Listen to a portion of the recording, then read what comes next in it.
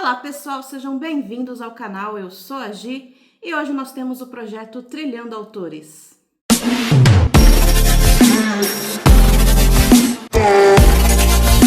Oi gente, tudo bem?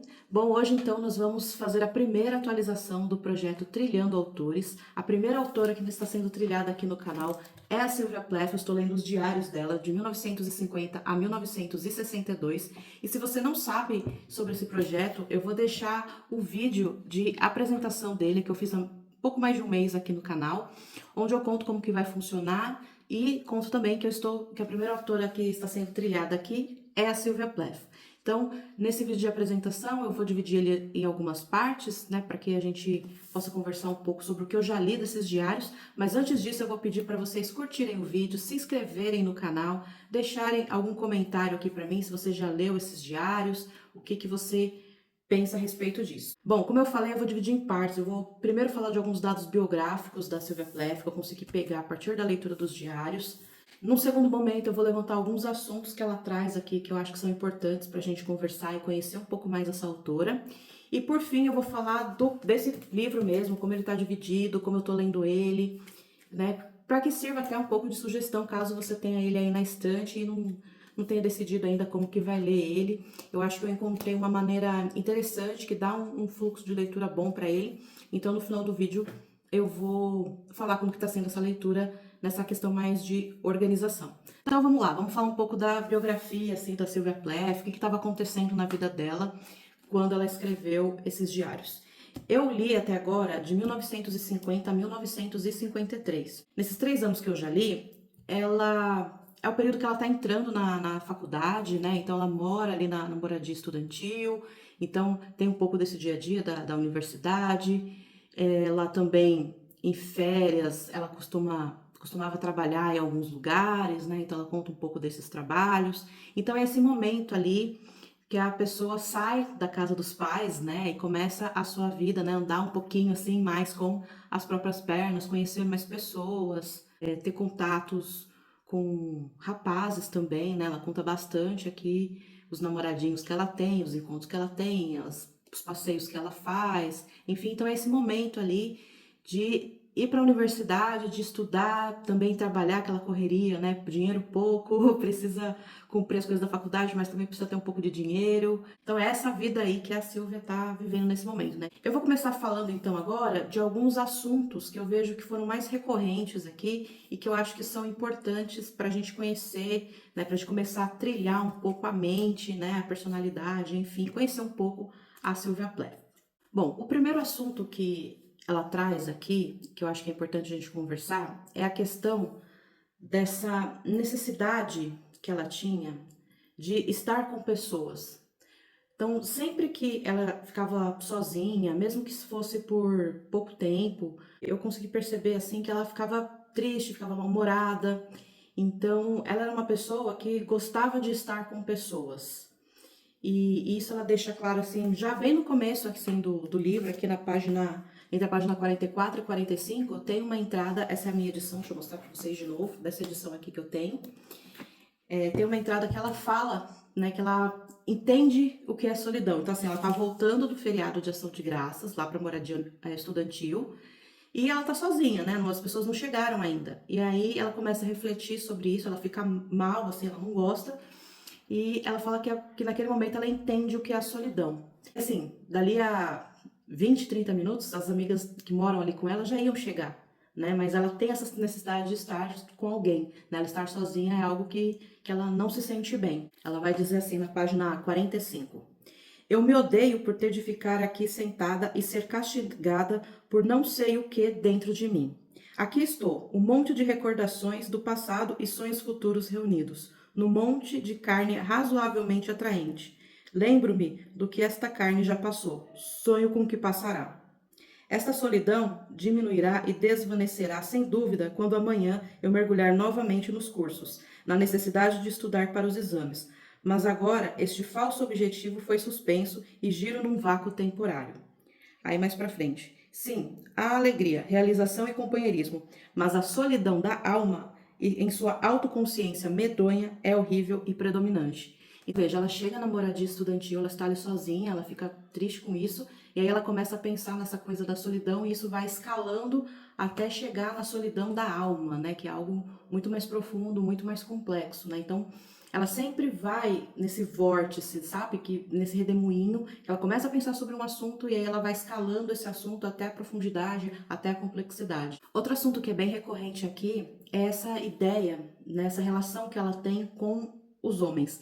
Não a relação sexual, né, de namoro, enfim, isso também é bem recorrente, mas eu digo nessa ideia de o homem pode as coisas e a mulher não pode as coisas. Então, isso é algo que está muito presente também aqui nos diários dela.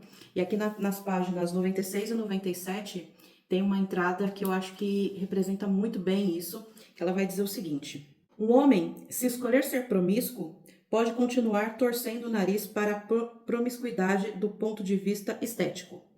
Ele pode continuar exigindo que a mulher lhe seja fiel, para salvá-lo da sua própria luxúria. Mas as mulheres também desejam. Por que devem ser relegadas à posição de zeladoras de emoções, babás de crianças, alimentando sempre a alma, o corpo e o orgulho do homem? Ter nascido mulher é minha tragédia horrorosa. Desde o momento em que me conceberam, fui condenada a desenvolver seios e ovários, em vez de pênis e escroto, a ter todo o meu círculo de atos, pensamentos e sentimentos rigidamente circunscritos pela minha inescapável feminilidade. Sim, meu desejo ardente de me misturar às turmas de operários, marinheiros, soldados e frequentadores de bares, tudo isso é prejudicado pelo fato de eu ser uma moça, uma fêmea, que corre sempre o risco de ser atacada e maltratada. Então, essa condição da mulher, né, de sempre ter que pensar, ter que se reportar, não poder fazer aquilo, sentir o desejo de fazer algo e não ser possível por ser mulher. Ela pensa muito, muito mesmo sobre essa questão de ser mulher e quais são os limites que ela tem por conta disso e como ela queria poder fazer mais sem precisar necessariamente se reportar ou se preocupar. Enfim, eu acho que isso é muito recorrente aqui, era um pensamento que ela tinha e que ela sempre externava aqui nos diários. Aí mais pra frente, então, na página 120, ela tá falando, pensando sobre a coisa do casamento. O assunto casamento também é algo que está muito presente aqui nas entradas dos diários. Ela tem uma preocupação de que ela precisa encontrar um rapaz para se casar, porém ela quer trabalhar, ela quer ter o espaço dela, ter o dinheiro dela, ter as coisas dela, fazer o que ela escrever, né, fazer o que ela ama. E então ela fica muito nessa questão, né, entre ser a esposa que se espera que ela seja, vamos lembrar que ela está escrevendo em 1950, né, então é esperado que ela tenha determinados comportamentos, mas ao mesmo tempo ela quer ter outros comportamentos também de trabalhar, de ter o espaço dela, as coisas delas. Então nessa página 120 ela vai ter uma entrada que ela vai dizer justamente isso que eu falei agora há pouco. Ela diz assim: sinto inveja dos homens. Não sou só invejosa, sou vã e orgulhosa. Não me submeterei a um marido que comande minha vida, que me tranque no círculo maior de suas atividades, para me nutrir vicaricamente dos relatos de suas façanhas reais. Preciso ter um campo próprio e legítimo de atuação, separado do dele, e que ele respeite. Então, ela quer esse espaço, né? Isso, quando eu li essa passagem, eu me lembrei muito do livro Um Teto Todo Seu, da Virginia Woolf, né? De você ter um espaço seu, de você ter a sua carreira, de você conseguir produzir e não ser só apenas aquilo que se espera de você, né? Uma esposa, a mãe, aquela que fique a mulher que fique à sombra do marido, né? Você conquistar esse espaço. Então, isso era uma preocupação que passava na cabeça dela. Tem várias entradas aqui, eu até marquei, ó, o tanto de marcação que tem, ó, tá vendo? Só algumas que eu vou comentar, até para o vídeo não ficar muito longo, mas que eu acho que trazem esses assuntos e a gente consegue conhecer um pouco mais a Sylvia Plath a partir disso. Outro assunto que é recorrente aqui, não poderia ser diferente, é a relação dela com a escrita, né? O que ela pensava sobre a escrita. Conforme as entradas de diário vão passando, né? O tempo vai passando, dá para perceber que ela começa a escrever, ela tem até alguns rascunhos aqui que ela deixa nos diários, aí ela vai escrevendo com mais. Ela vai estudando também, né, na universidade, então ela vai criando métodos, né, ela vai buscando, né, vai ensaiando e buscando a sua própria maneira de escrever, e já no final, né, lá em 1953, nas últimas entradas, ela já começa a publicar algumas coisas, já começa a fazer um dinheiro com a escrita, Então é muito interessante ver toda essa evolução dela ali desde os 18 anos, quando ela começa a escrever uma coisinha aqui, outra ali, e ela vai evoluindo, e já em 53 ela já conseguindo publicar alguma coisa, já conseguindo fazer algum dinheiro com a escrita. E aí sobre a escrita, na página 103, ela vai dizer o seguinte: na verdade, se a pessoa não possui imaginação para criar personagens e elaborar enredos, não adianta juntar fragmentos da vida e diálogos, pois sozinhos eles são desconjuntados e vazios de significado. Apenas quando esses trechos se combinam num conjunto artístico, dentro de um quadro de referências, eles adquirem significado e merecem mais do que um olhar de relance. Portanto, pense e trabalhe, pense e trabalhe. Então ela falando com ela mesma, né? E essa coisa da forma e do conteúdo. Eu entendo, não adianta você só juntar ali os fragmentos da vida, aquilo que você quer escrever, se você não dá uma forma para aquilo, se você não tem um enredo para aquilo, se você não tem personagens bem criados para aquilo. Então, né, nesse exercício, né, que é a página 103, ainda é mais ou menos no meio, né? Tá no meio assim das entradas. Aqui deve ser mais ou menos por 51, 52. Fica nessa coisa, pense e trabalhe, pense, né, crie, né? Então, eu achei muito interessante também ver essa evolução dela nessa parte da escrita. E agora, para finalizar, eu quero trazer uma entrada que está na página 216, 217, que eu acho que resume bem esse momento final das entradas que eu li. Porque, como eu falei no início, ela vai entrando num vórtice e aí a coisa vai ficando um pouco pesada, assim, sabe? E eu acho que essa entrada que eu vou passar para vocês agora, eu acho que representa um pouco esse momento ali em 1953 que ela tá e que resume um pouco, né, essa coisa do emocional dela. Então ela vai dizer o seguinte: embora eu no fundo seja uma pragmática maquiavélica, vejo que os três homens da minha vida estão distantes, pois agi primeiro e fiz autópsia depois.